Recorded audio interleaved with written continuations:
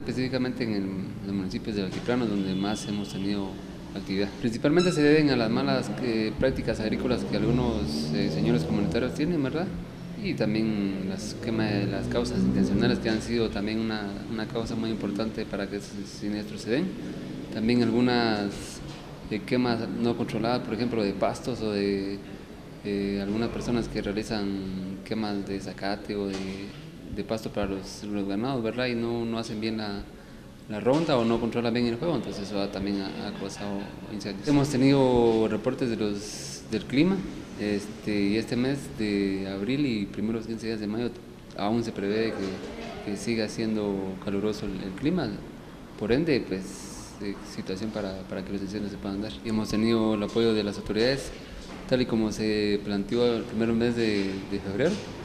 Se le hizo una convocatoria a cada institución, a cada jefe de institución, y ellos bondadosamente nos han estado apoyando con combustible, con vehículos y con pilotos. Contamos con 11 personas las contratadas para este tema de incendios forestales.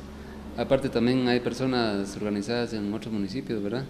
Por ejemplo, en San Miguel, Chabacán, en Zipacapa hay personas organizadas específicamente para trabajar con incendios forestales. Nuestro medio ambiente pues ha estado sufriendo cambios continuamente y esto de los incendios ha sido una causa muy importante para que el medio ambiente se deteriore, por lo cual pues hacemos la recomendación a las personas, ¿verdad? De que al momento de realizar sus quemas o rosas pues, puedan tener control del fuego.